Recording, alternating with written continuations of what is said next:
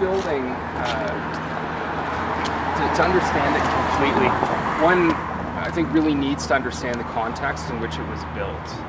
New Edinburgh is a rather old neighborhood, especially the side of New Edinburgh closest to Sussex and to the Ottawa River. That section of the neighborhood dates over 100 years. This section of the neighborhood that we're standing in right now begun to be built up about 100, 90, 80, and some buildings even more recently, including the one behind us. Now this one was built in place of a home that existed on that site previously. It was a home that was about 90 years old, and it was in rather poor condition when I acquired the property. The building was at a point in its life cycle, or it was allowed to get to a point in its life cycle where it really wasn't economically feasible to repurpose the structure. As a single home with a rather wide side yard in this central city neighborhood, it presented us with an opportunity for intensification, and we endeavored to do that.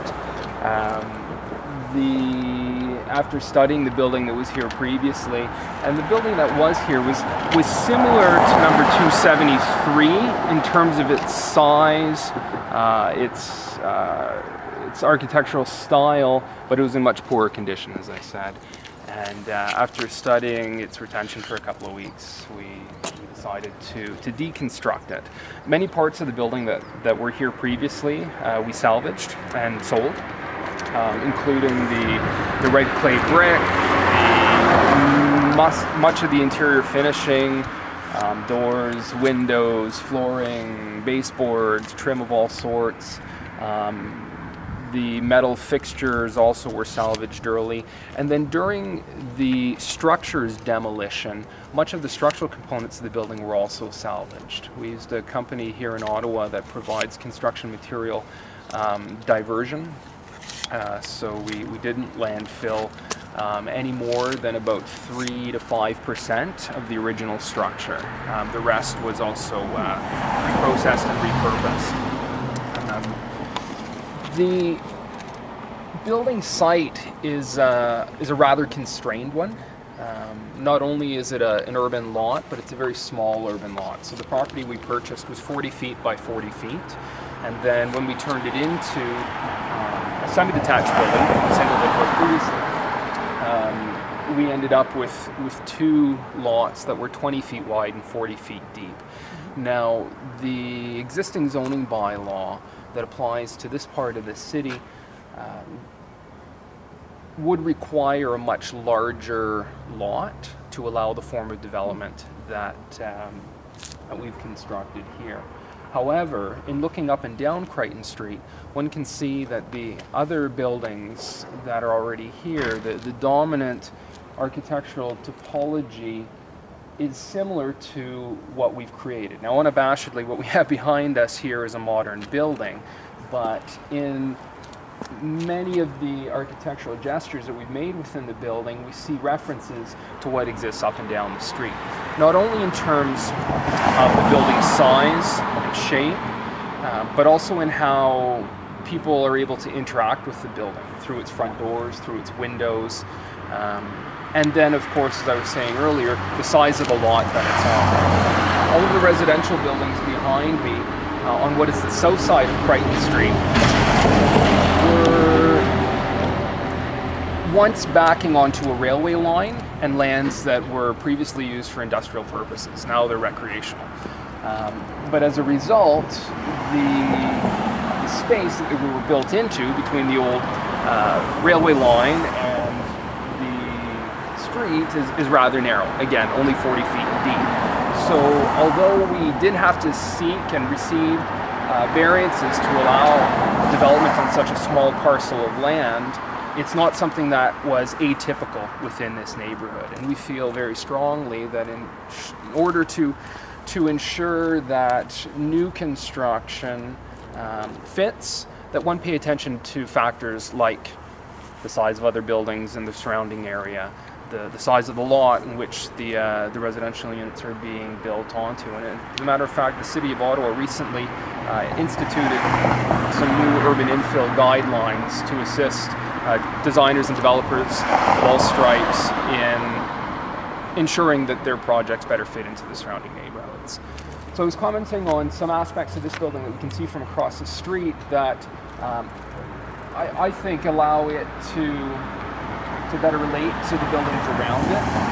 In 279 Crichton Street, we see symmetry, which is something that exists within the predominant architectural topology. You look up and down the street, all of the buildings, with the exception of one or two perhaps within 2 blocks of where we're standing, are all symmetrical. They all have front doors, front porches, they lack garages, they all have windows on the street, front doors right onto the street. Many of them use red clay brick, wood. The 4 meters are because of our involvement in the Ontario Microfit program. So 1 meter on the front of the building is recording the power that we're consuming from the grid, and the other meter is recording the power that we're selling back into the grid. And that idea of hopefully creating more power than we're using is one that we'll hear echoed as we walk around the building this morning. Energy efficiency certainly was one of our most important priorities as we've begun the planning and then the design and eventually the development process, the structure behind us. There certainly were other facets to our definition of green design and development as it applies to this project, but energy efficiency certainly here was one of our primary ones. The building, it remains unfinished, although it's been occupied for about a year. There's still elements of the building that we haven't yet completed, and the reason being is that this project is one in a series of projects that I, with Vert Design and Development, have undertaken and will continue to undertake that allow us to, I suppose, really develop ourselves professionally. So Vert Design and Development continues to do a development project like this one, or let me rephrase, a development project that strives to do things that perhaps our clients might not yet be ready for, or that the market might not yet be as familiar with. And it allows us to try those things through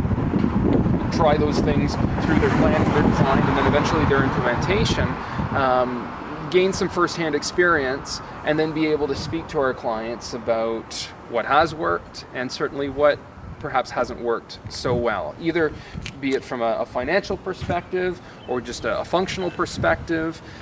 What does it mean to live in a LEED Platinum home? What does it mean to live in a PassivHaus certified building? And what does it cost?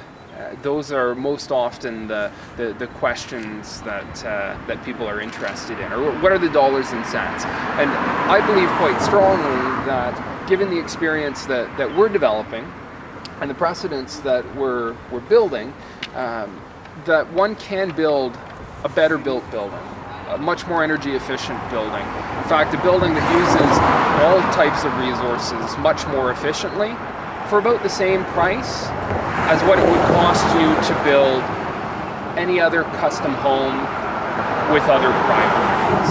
So when we walk through the building today, I'll point out some of the ways that we did that.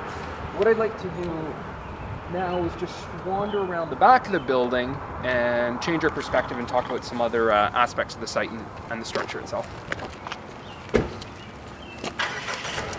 The building primarily above my head it's a lot lighter weight than red clay brick. Okay. And you'll note that in order to keep a garage out of the design of this building, and given the requirement to still include a parking space, and given the really small site that we've built onto, we had to find some way of efficiently accommodating a vehicle. We decided to do it by putting the vehicle half in the required side yard, 1/3 in the required side yard and 2/3 underneath the structure itself. So we've got this building that right above my head is hanging out over a void. Some building elements can be heavier than others, of course. Red brick being, a rather heavy element relative to corrugated metal, and so the corrugated metal that was used on the corner above my head was to reduce the weight over this particular point of the structure. I think that by using this approach to parking, putting the vehicle in a carport instead of in a garage, I think it makes for a kinder streetscape. When you're walking down the sidewalk, instead of walking by a garage door at this point, in this particular neighborhood that really is devoid of garage doors, it's nice to carry that rhythm. It also, given the density of this development on the site, by hollowing out a parking spot and not blocking that car storage with a garage door, we create a little bit more openness on the sidewalk, a place where we can do what we're doing right now that wouldn't be here otherwise. There certainly are some more neighborly reasons for why we've taken this approach to vehicle storage. The bits of finishing work that remain are largely cosmetic at this point. It includes architectural details to this balcony trellis system on the back of the building.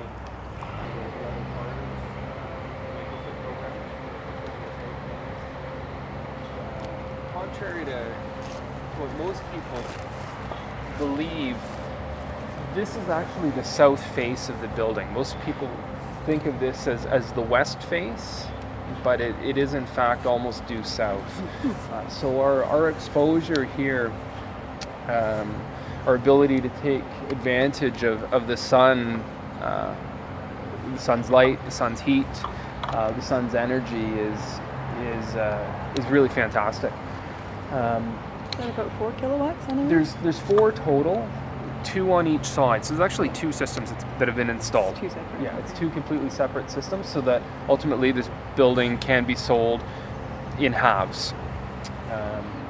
The balcony structure, once complete, will be vegetated wherever one doesn't see glass railings. And on a sunnier day, especially at this time of year, you can really see the benefit of a vegetated shading system where there isn't a solid floor providing shading. So what do you mean? You'll have like vines going around the... Yeah, if you take a look at the base of the columns, yeah, there's some vines that were started, and those particular vines might grow 20 to 30 feet in a year. And so in a couple of years, we will likely have a vegetated trellis where there isn't a glass railing, providing, again, shade for the southern windows in the summertime. And then in the winter, when the leaves fall off the vines, the light will be able to penetrate more easily. So you're expecting that to sort of cover the whole facade at the front? Not necessarily the facade, but the structure that's in front of the facade. Yep. Okay, so just, and then the balconies themselves provide the shading for summer versus winter as well. Yeah. Okay. Yeah. Now, when we complete the trellis, we will design it such that the vines could also climb underneath the balconies, but it's unlikely that, we would hope that they will, but we doubt that they will, just given the lack of light.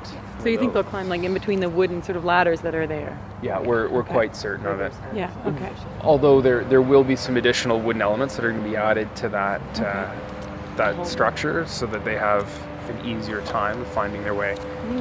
So for for passive solar, in terms of what would be required to consider a house passive solar, what, like in terms of windows and shading and amount of sun getting in or amount of sun getting absorbed, is there a kind of target that you had to reach with that, or not necessarily? To get, well, there's two terms that float around in common usage, and one is passive house, okay, and the other is passive solar house. Okay. And they have different meanings. Okay. Passive house is a certification that one can achieve based on three basic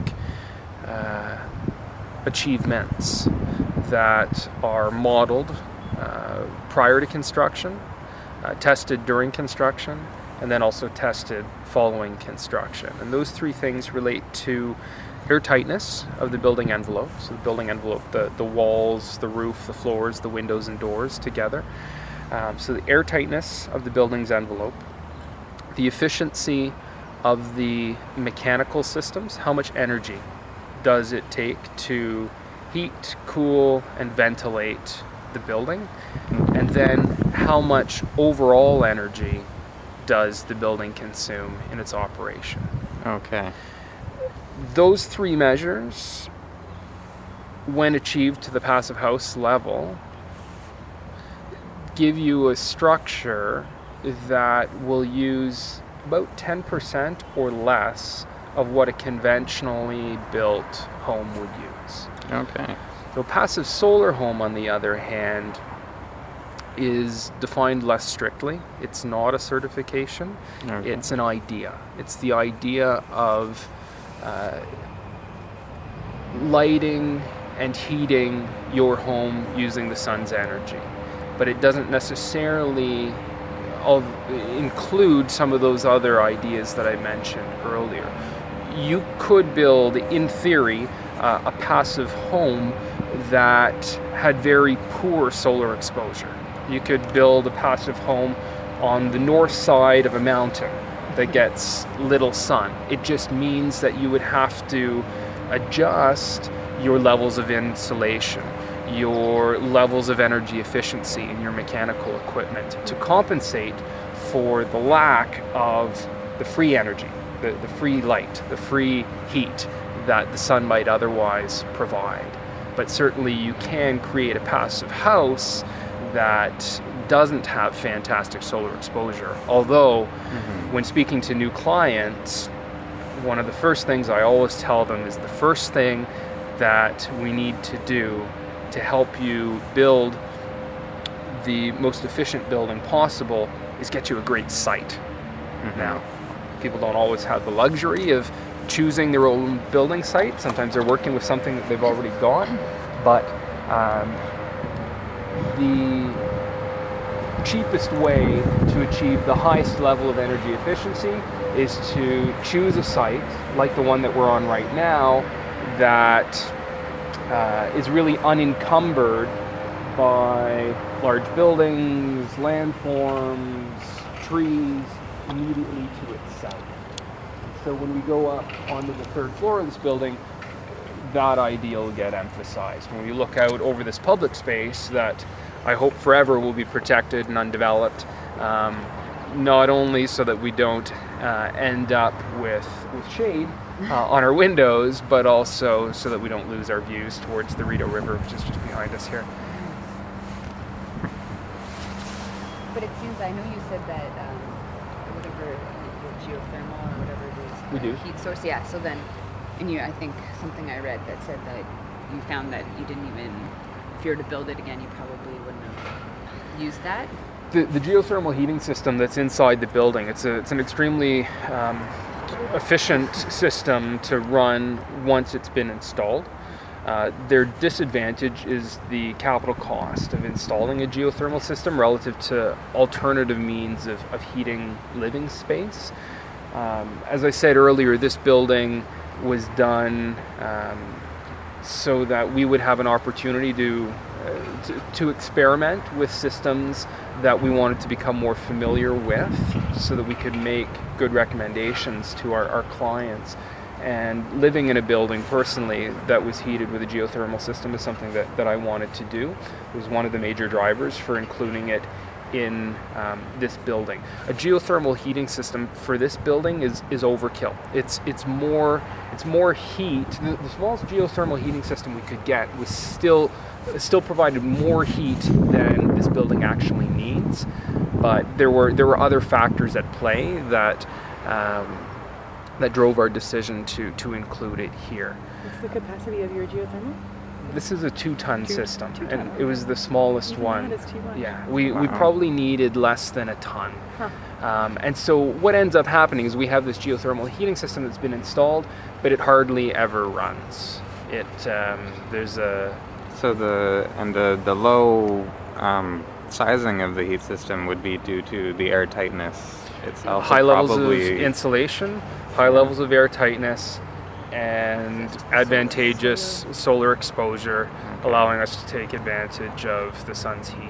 Cool. Do you have a heat recovery ventilator as We well? do. Okay. Yeah, certainly. Yeah, we'll take a look inside the mechanical room at those Okay. things.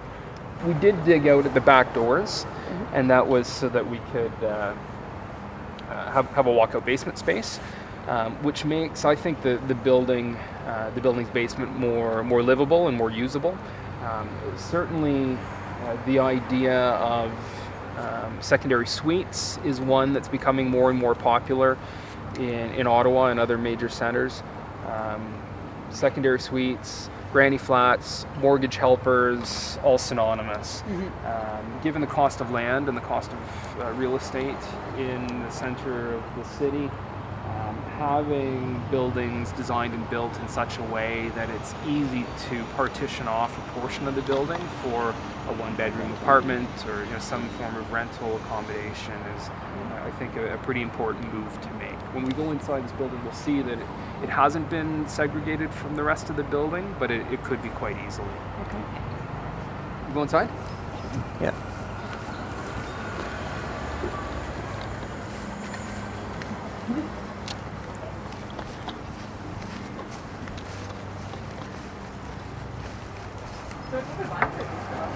This is Virginia Creeper, Yeah, which is very a looks like- native. It's going to go crazy. Yeah. It's aggressive like Boston ivy, which is what you see on the building beside. But it's native. But it's a native. Yeah. And Boston ivy obviously isn't. It's not. That's why it was. That's why it was chosen. Yeah. Western red cedar. In fact, it's more durable than any other species of wood that grows in our part of the world, in eastern North America. I'm sorry? Better than hemlock or tamarack? Yeah, there's been studies where they've taken this and other woods and left them as posts in farmers' fields for decades, and then evaluated the wood. And the eastern white cedar, even after 30 years, untreated, uncovered, lying out in the middle of the farmer's field, still has structural integrity, whereas most other species are toast. And so we chose it again because it's local and has some pretty desirable characteristics from a materials durability standpoint. The brick, this although red clay brick from some people's perspective isn't the most sustainable building material, given the fact that it's not a renewable resource, given the fact that it has a very high level of embodied energy. Really the only place where concrete and other masonry products win from one camp's perspective is around durability. You can't beat these materials in terms of their lifespan. Why then did we use red clay brick here and not just eastern white cedar throughout? Well, part of my definition of sustainability also includes some social aspects. And when consulting with the neighborhood and just frankly looking up and down the street, you see lots of red clay brick, and there was a real desire from the neighborhood for this building to fit in. And so we chose to use this material in this location so that we be a better fit.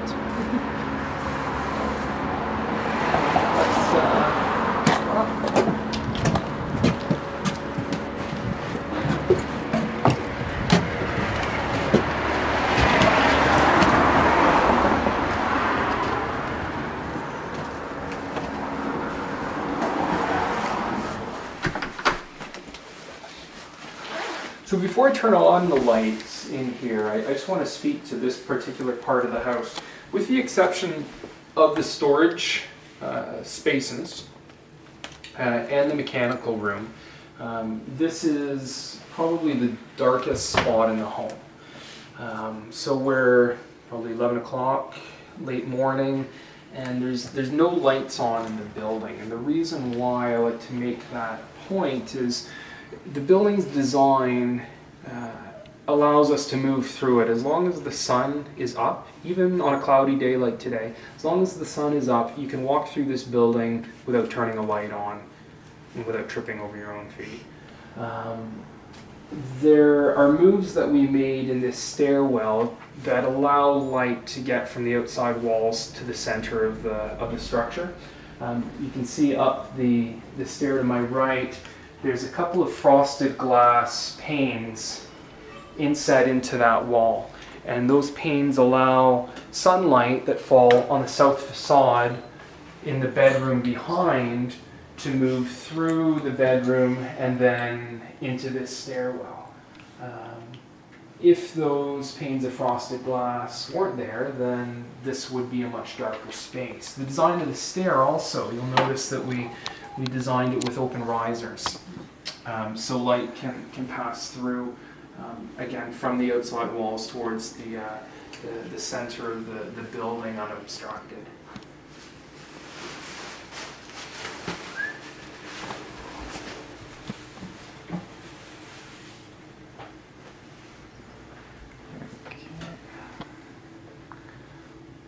So that's, shall we go up or shall we go down? I can go down, yeah. While we're here. You know anybody that wants to buy a couch? I got a pretty good one. Couch for sale. This is our bike garage. Nice. This particular floor, as I was suggesting when we were outside, was designed so that it could serve a number of different purposes.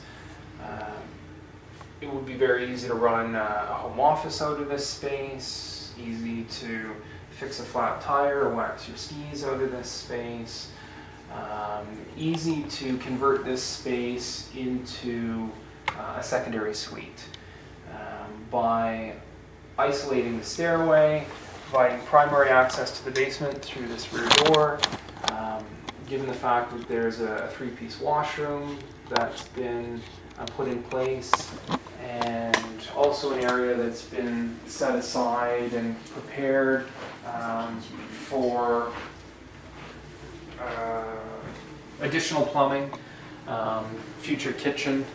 You can see here underneath this counter, although we're using it for office supply storage right now, there's plumbing there so that a sink could be dropped in here in the future. Space where you're standing could easily, again, if this was isolated, could easily take a larger refrigerator if need be, or a small apartment stove or something of that nature. The wall that's partitioning the space wasn't here from the get-go. This wall was added recently to create an additional bedroom down here. So really the home now is a full 3-bedroom home.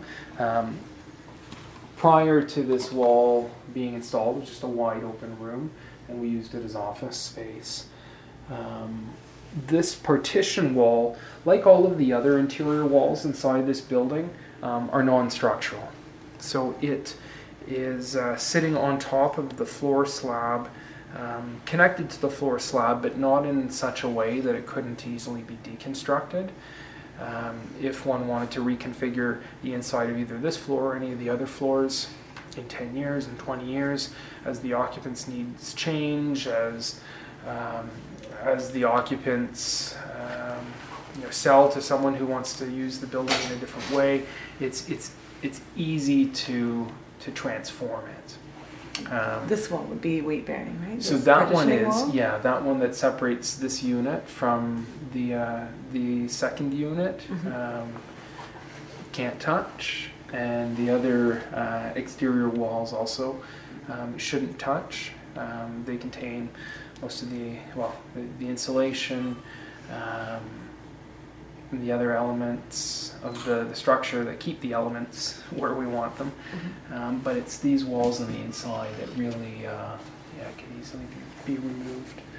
So what, like when you were mentioning airtightness in terms of these walls, are there measures to take to get that airtightness that are different? Yeah, certainly. The walls on this building, they're quite thick, certainly thicker than a conventionally built home in the Ottawa-Gatineau market. The walls are built using materials put together in a way that is, I suppose, conventional, and the materials themselves are conventional, but it's more the amounts of certain materials that are atypical. This is a 2x6 stud wall on the inside. I suppose the very inside face is gypsum or drywall. The outside of that 2x6 we have wood sheathing, but outside that sheathing and inside of the cladding, and in some cases the cladding is wood, in others metal, in other cases brick, we have 4 inches of foil-faced polyisocyanurate foam board. And that 4 inches of foam on the outside of the wood structure provides us with airtightness, provides us with a vapor barrier, provides us also with a thermal break. So although the space in between the studs is insulated, the studs themselves will transfer heat more quickly by putting the 4 inches of foam and frankly even an inch on a retrofit of an existing building. Even an inch of foam on the outside can help, but we used 4 inches here in order to ensure that any heat that might move through the studs stops before getting out. And that's your vapor barrier as well? You don't need to have another layer of The vapor barrier? The foam board on the outside of the wall, in conjunction with the sprayed in place foam in between the studs, together creates a wall that really is impenetrable from a residential construction air and moisture perspective. In this wood stud wall, all of the wood-to-wood connections, so where one piece of wood connected with another piece of wood, that seam in between was caulked in all cases throughout the house. So every wood-to-wood connection was also clogged up so that air couldn't easily pass through. We took a lot of care in this structure to ensure that it was as absolutely airtight as possible. By making the walls as airtight as possible, what we then eliminate is the possibility of warm, moist air from the inside of the structure running into cold or freezing air from the outside, and then having the moisture in the warm inside air condense somewhere inside the wall structure, eventually leading to mold.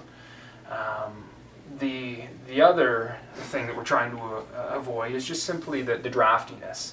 Standing as close to this window as I am, in January feels no different than standing 10 feet away from this window, given the quality of these particular units. Certainly the window is nowhere near as well insulated as the wall is, but it certainly is quite airtight, and it's much better insulated than a conventional window product. The combination of the glass in the panes as well as the fiberglass in the frames, and the design and assembly of those frames ensure that air movement, again from the inside to the outside, is minimized unless we want to maximize it. Insulation, air barriers and vapor barriers are continuous around this entire building. So we're insulating not only in the typical locations, up in the attic or on the roof of the building, I should say, not only in the walls above grade, but also in the walls below grade, as well as below the floor in the basement, as well as around the footings and the foundation wall that supports the structure. So if one were to look at this building in section, you could see a continuous line of foam, a continuous air and vapor barrier all the way around the entire structure. And we took a lot of care to ensure that there weren't any breaks in that continuity. Did you put like styrofoam below the footings? Below the footings, there's Like high density foam. It's able to take really high loads without compacting. It maintains its insulation value. So there's no, the heat that would enter into the concrete foundation wall that's around me right now, if it tried to migrate down into the earth, it would run into an insulator, and its progress would not get stopped completely, but it would certainly get slowed down. So did you have to do a frost wall that angles out at all? We have no. This slab has 6 to 8 inches of foam underneath it. Okay. When we get over to the footings that are under that's hollow for about a centimeter, and then you run into a concrete mass that has, I can't remember, 6 or 8 inches on the outside here. And then the footings that are about 2 feet down there are also wrapped in, I will say 3 to 4, because it varies depending on the connections, inches of foam. The footing is far enough below the finished grade that we didn't have to protect the underside of the footing from frost, and there's not really much underneath those footings that can freeze and heave anyways. This building is sitting only about a foot above bedrock, and so the space between the bedrock and the underside of the footing is all compacted gravel, so there's really nothing to freeze and expand down there. There's also really, you got great drainage down there as well because of that layer of crushed gravel, which has been ventilated, and we've got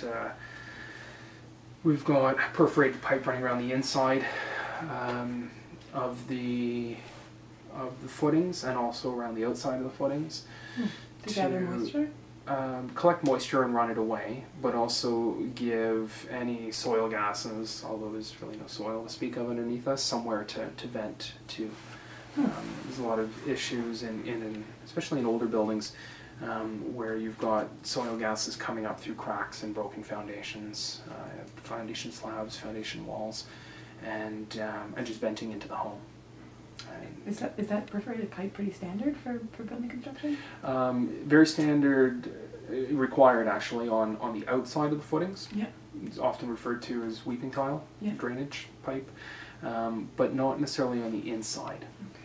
So we ran a course around the outside of the footing as well as the inside of the footing, and that's an example again of one of those things where it's the material is standard, its installation is standard, but instead of running it only around the outside of the building, we ran it around the inside as well. So the trades know how to do the work, they just need to be given direction to do it additionally or in a different location.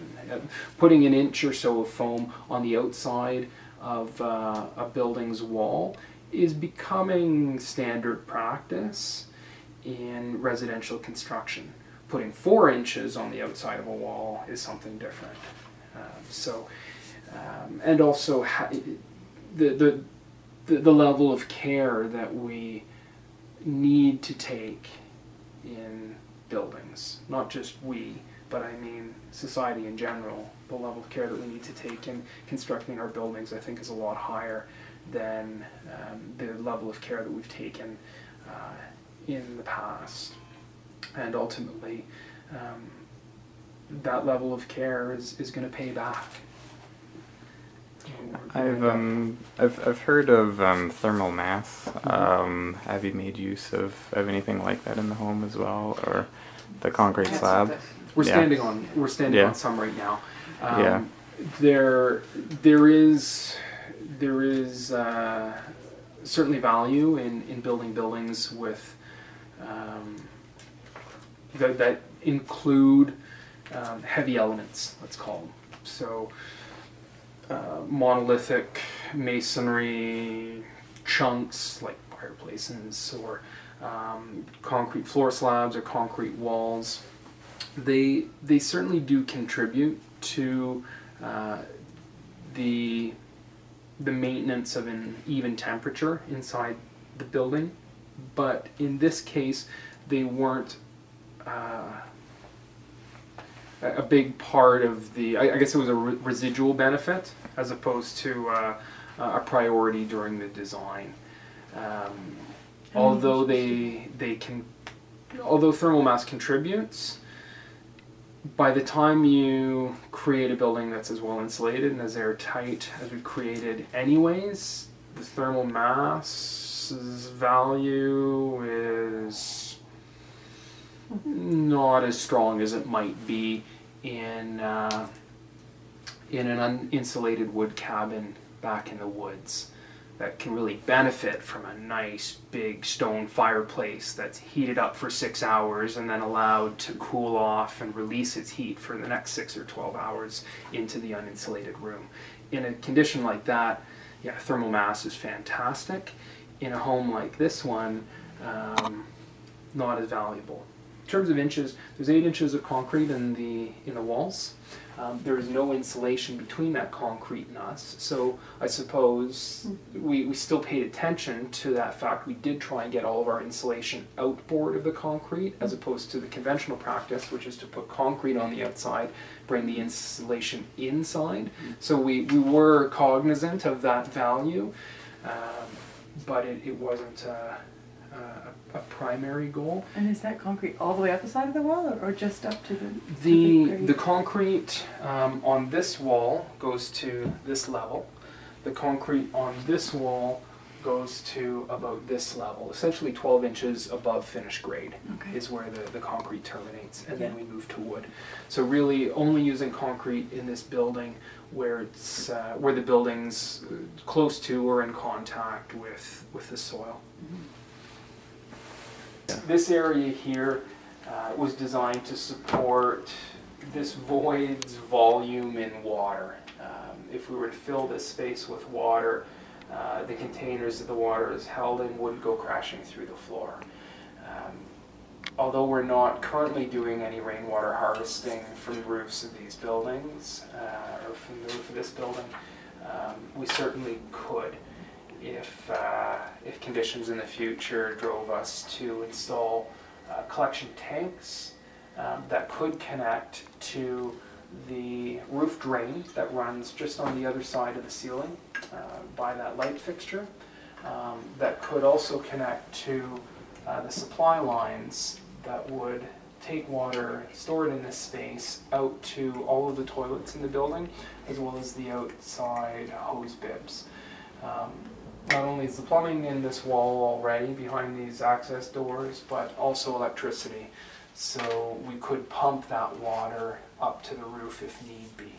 The reason why we created a future rainwater storage space up here on the second floor, actually just below the ceiling of the third floor, is so that we could gravity feed water from this space to the majority of the toilets in the building and the majority of the hose bibs in the building. Certainly more common, I think, to put rain barrels outside at grade or some other kind of water collection tank at grade or below grade. Less common to stick it up in the air, and I think a big part of that is just the weight of the water. You need to design for that extra load. I would like in the future to be able to implement that system, but we haven't yet, just due to the cost of the tanks and the cost of water in Ottawa Gatineau. Those things are out of balance right now. Mm-hmm. So all the toilets have to be plumbed separately? Is that? Did that take any? There's extra pipe which run. There's really two supply lines that run to each bathroom. One supply line goes to the sinks and the showers, and the other supply line goes straight to the toilets. Mm-hmm. At the moment, both of those supply lines are being fed by domestic water coming in from the street, but we could easily plug into the toilet line if we wanted to supply it with something other than potable water. Do you have any sort of like first flush system coming off the roof, or do you just collect all of it? If we were to harvest the rainwater from the roof, we would probably put some kind of either coarse, some kind of a filter. It likely wouldn't be it likely wouldn't be the kind of system that you're suggesting, just given how the plumbing's configured between the surface of the roof and the space right here. Mm-hmm. It would likely have to be some kind of a filter. Mm-hmm.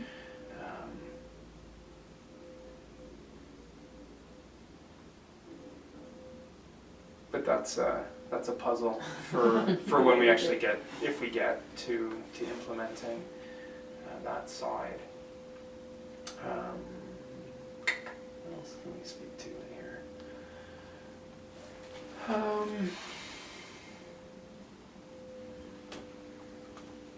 So you said there was 4 inches of insulation, and then is there fiberglass in the walls as well? No, there's no. not. So the 4 inches of foam is all the way. In this building, we went foam crazy. We achieved a lot of our air tightness, a lot of our insulation using foam products. We're currently in the midst of designing a new development project. It's actually going to be built just down the street from where we are right now, and there we're not using almost any foam. The approach there is all cellulose. We've done some buildings that are all cellulose insulated. The challenge with cellulose versus foam is it doesn't have as high an insulation value per inch. And so we need to create thicker walls in order to get walls that are insulated to an equal level with, say, cellulose versus foam, or mineral fiber versus foam. In an urban context, wall thickness can be a factor. Using straw bales in our walls, great in the country where we're building on land with room to spread out. When you're building on a lot that is only 20 feet wide, if we take up 4 of those feet in straw bales, then we've only got 16 feet on the inside of the building, and that really starts to impact the market's expectations, or an occupant's expectations of the space. And it's that balancing act that I'm describing. That's what I do day in, day out professionally, is helping people make sense of that balancing act, helping people find that balance between their goals for their project, their budget, their timeline, and all of that together, their realities. It's how I earn my grocery money. Let's go upstairs. Cool. These are vinyl frames. If these are fiberglass. The frame too? Yeah. Okay. Yeah, so vinyl is probably the least expensive window. Fiberglass is a much more expensive window. The fiberglass frames, the theory behind those is that materials expand and contract. Glass expands and contracts at one rate. Vinyl expands and contracts at a different rate. Metal, wood, they all expand and contract at their own rate. If you have a glass pane and a glass frame, then the interface between those two is less likely to be compromised during expansion and contraction because they're moving at the same pace. Whereas, say, in a vinyl window where the glass expands at one rate and the frame expands at a different rate, the seal between those two materials gets broken, and the window is more apt over time to leak. Fiberglass is also a really strong material relative to many others. It's relative to a metal window. The metal windows are strong. They're terrible in terms of their ability to resist the movement of heat. Metal, is the reason why we use metal pots in our stove and not wood pots on our stove, for example. So yeah, these are fiberglass frames, triple panes, inert gas filled. There's all kinds of thermal bridges, thermal breaks in the assembly of the pane and the frame. They're interesting to look at in section, and a lot of windows are very similar in terms of the glass itself. It's in the connection between the glass and the frame and in the design of the frame itself where windows really differentiate. So there's lots of windows out there that are double pane windows or triple pane windows even, but it's not just triple pane that gives you a fantastic window. It's got to be a triple pane window, from my perspective, in conjunction with a well-designed frame. Do you have the low emissivity coating on the north side? We on all sides. On all sides. Yeah, we're trying to keep heat in everywhere. There's not a lot of glass on the north side of the building. If you stand back out of the street, there's really one big window on the north side, and it's there because it's coming out of the bedroom. I think it's important that the bedroom spaces are well lit. But other than that one big window on the north side, most of the bigger windows in the building are on this south face. So in terms of what would characterize what's common throughout the house on this floor, it would be the use of the windows themselves, which are triple glaze, low E. Is that what they are? Or they're triple glaze, low E, inert gas filled, thermal inch breaks. There's advanced gaskets. There's fiberglass in the frames. Wow. You can ramble on. There's a long descriptor about the windows and other components on the information that's available online, I think. Yeah, you have like just what I've read. You didn't really necessarily have that as a goal to be like certified. It just kind of, are you certified or is it? This building has been certified PassivHaus. Okay, was that by Home Soul or who was it? They did the Though it was by the PassivHaus, gotta get the term right, PHI US, PassivHaus International US, or PassivHaus Institute US, sorry, you have to look up the acronym. So they would be the body that certified it.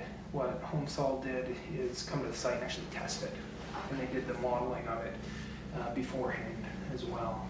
So like the LEED certification process, this is a LEED Platinum building, it needs to be evaluated by a third party.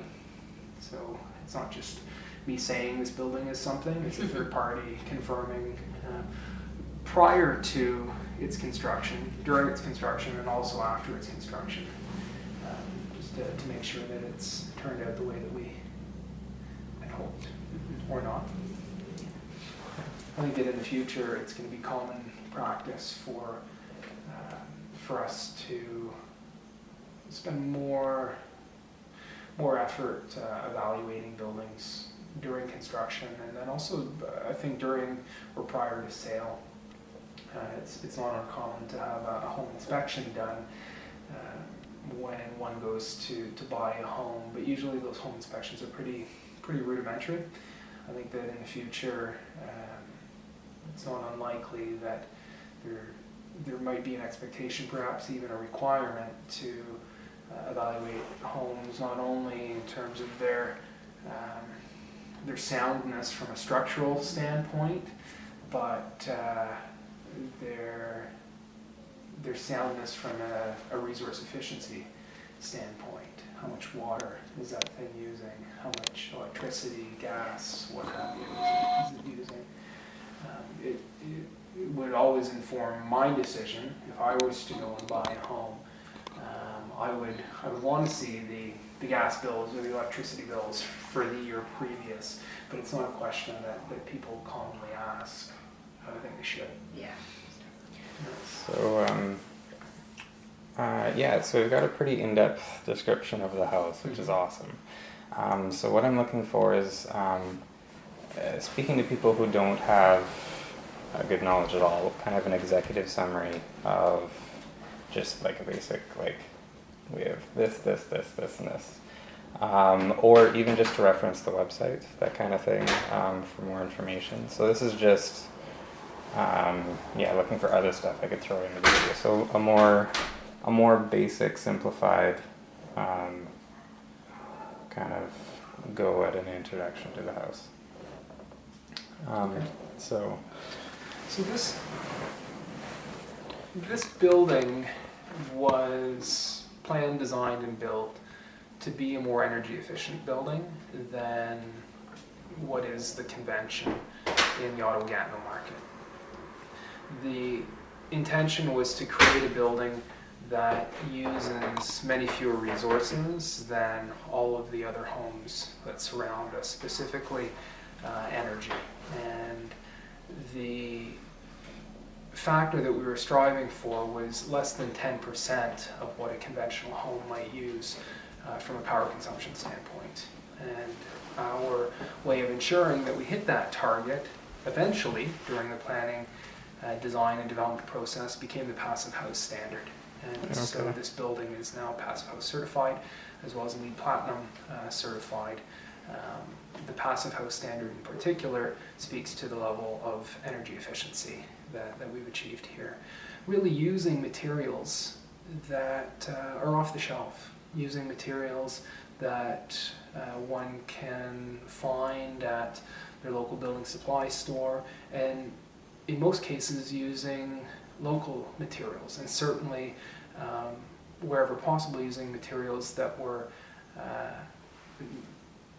supplied, frankly even manufactured here in North America, as opposed to bringing in materials from overseas.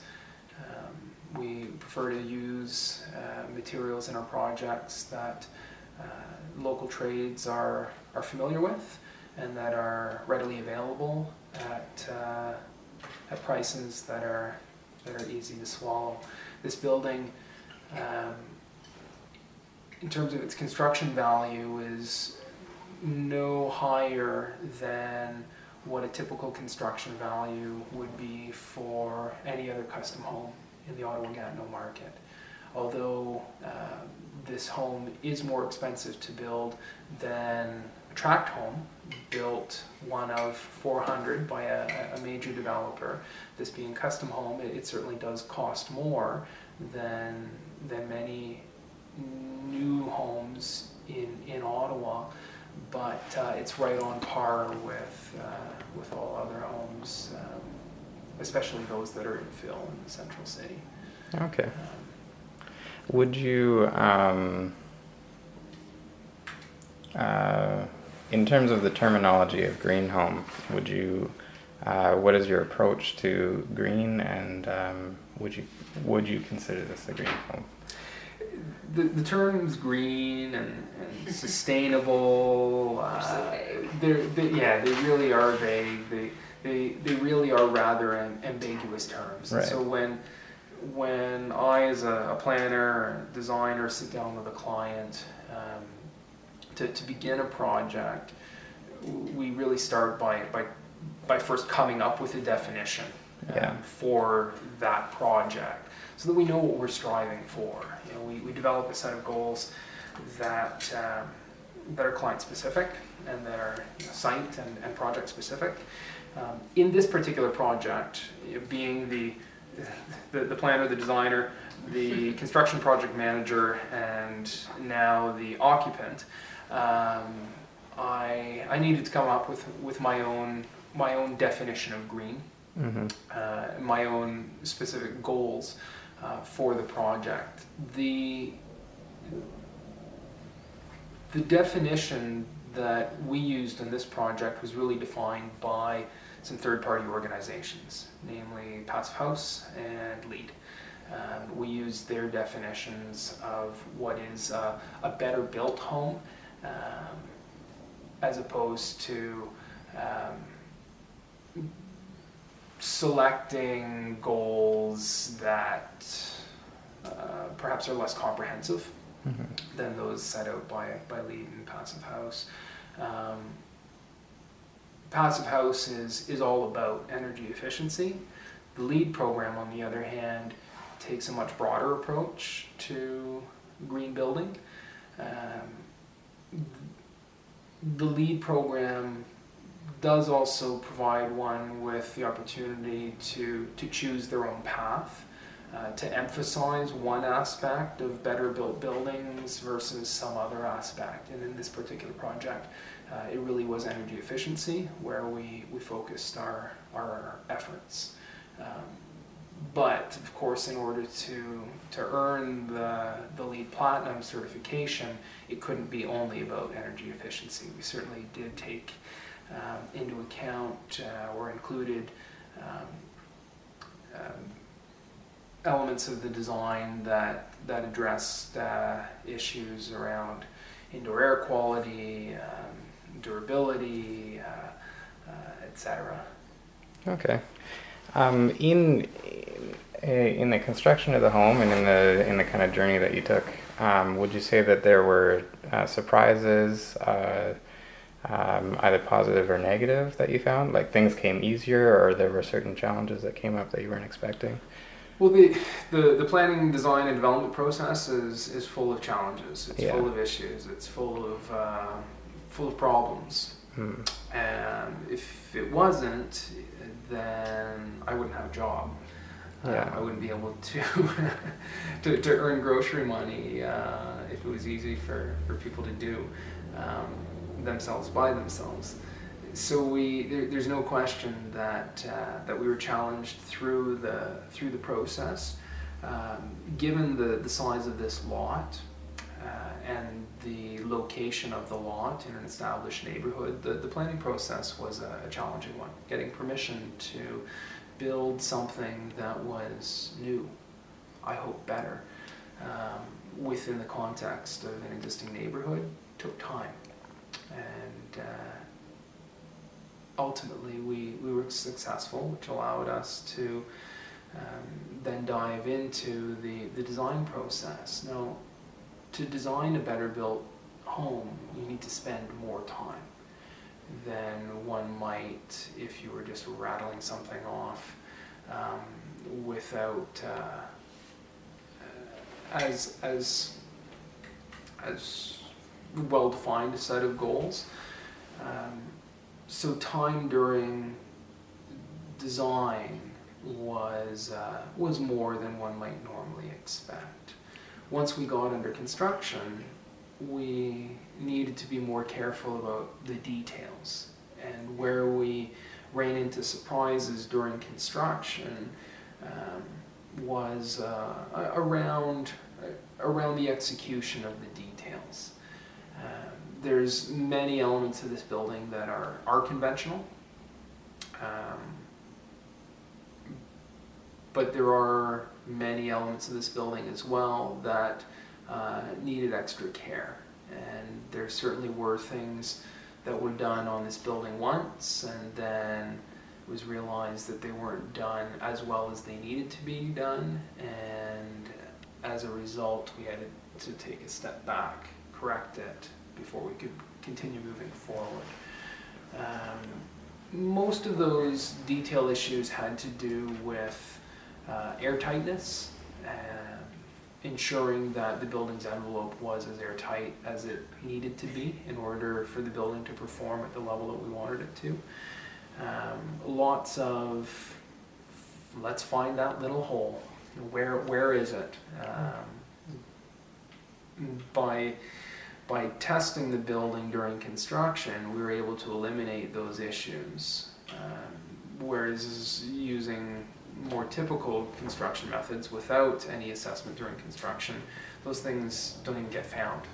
So the issues don't exist because they don't get found.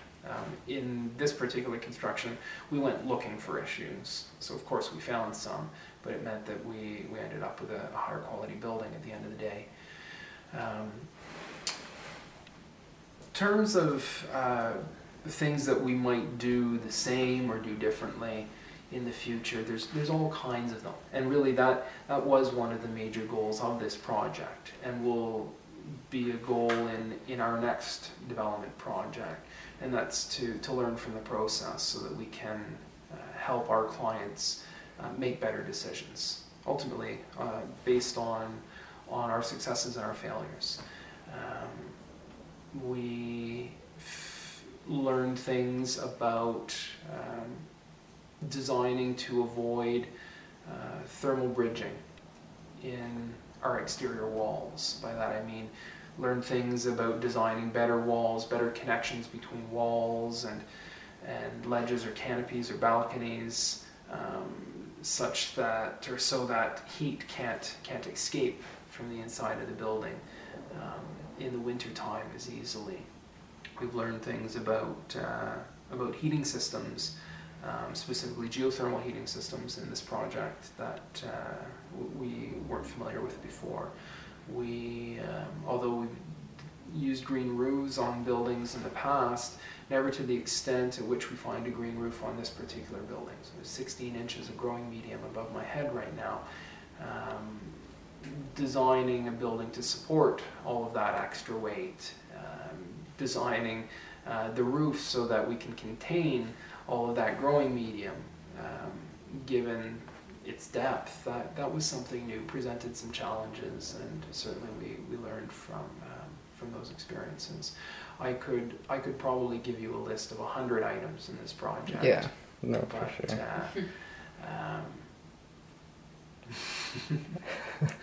We probably don't have time to talk through 100. No, that's fine, just to get a sense of what it was like. And then if you were speaking to an interested homeowner in a similar project, from what you've learned, what would you say to them in terms of any comments or advice? You've done so already to some degree, but yeah. When I speak to new clients about prospective projects or about a new project, I often encourage them to give themselves time, because time can be as valuable as money.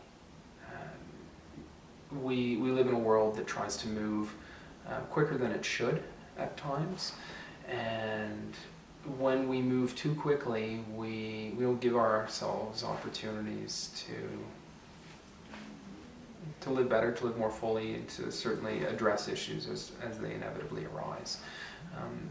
To take time, especially given the amount of money that goes into the construction of buildings, period, especially better built buildings, you should really give yourself the time so that you get full value of that money that you spend. You can certainly spend money and build something quickly. You can spend money and build something not in a really slow way, but build something in a more thoughtful way, and ultimately with the goal of creating a better product. So yeah, and speaking to someone new, give yourself time, and then decide what's important. Decide what you're going to try and achieve with your project, and be focused in those goals, or in that goal setting exercise.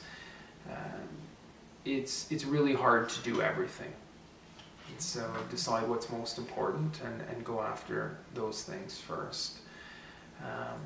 And then ultimately, if you have the luxury of creating a space that's unique, creating a space for you,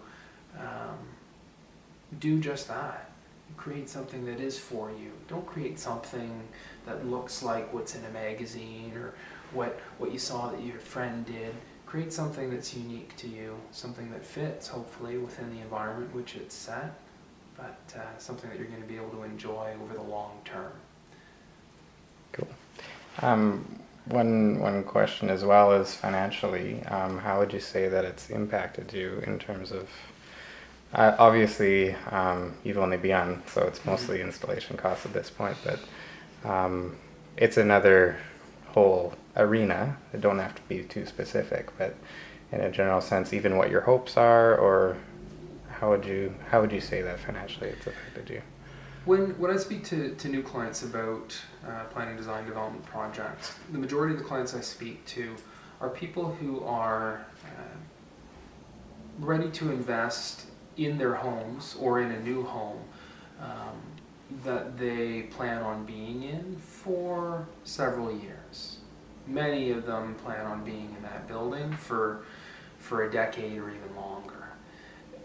When you can plan with those kinds of horizons, those kinds of timelines in mind, 5 years, 10 years, and longer, you are given additional opportunities to do things that will bring you benefits not only immediately, but well into the future, and to pay back well into the future. Some of those paybacks are financial. Many of those paybacks are things that we feel, things that we see, things that we experience, things that are harder to put a price tag on, but are still well worth doing. Yeah.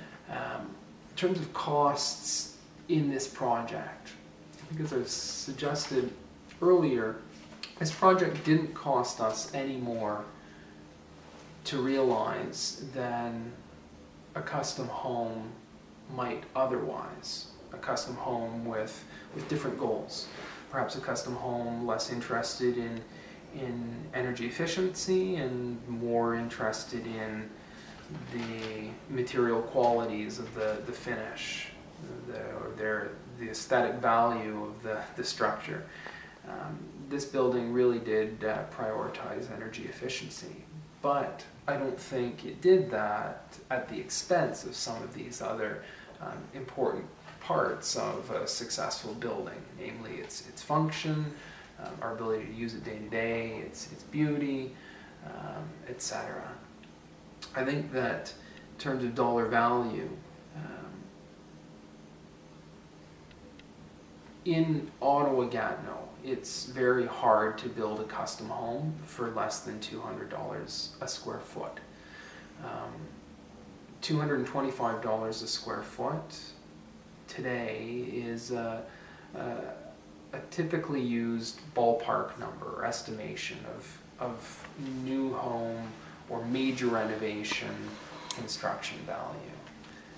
In this project, we spent between $225 and $250 a square foot to build. It really depends on what elements of the building you include within your budgeting.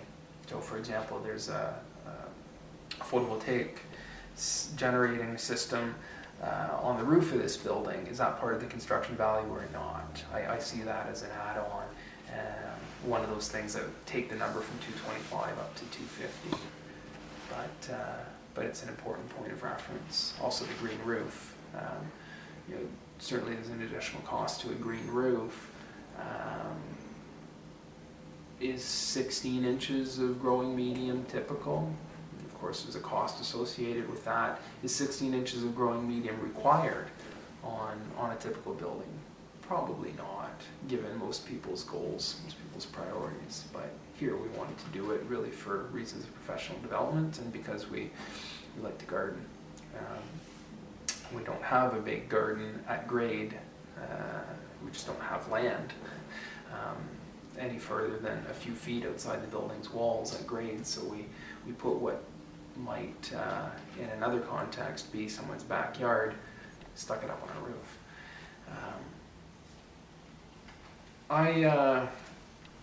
I don't believe that better built buildings cost more. I don't believe that they have to cost more as long as one is focused with their intentions and is willing to compromise their priorities for things that don't need to be as important. Cool. That's about as much as I can think of for questions, but I'd like to, if there's anything else you'd like to say, also if you have any questions that are left undone. I don't have, but just because in terms of the editing of this video, I'll do what I can, but I'll run it by you as well in terms of, because it is yourself being represented. I don't, you know what, if it comes out of my mouth, I thought it. Well, I guess one thing I would like to ask, felt it, you're welcome to use it. If people want to know more or follow up on even the performance of this house later, is there a place they could go to find out about that? The best place to find a compilation of information about this project and other projects that I've done for that matter is on the Vert Design and Development website. Okay. So, vertdesign.ca.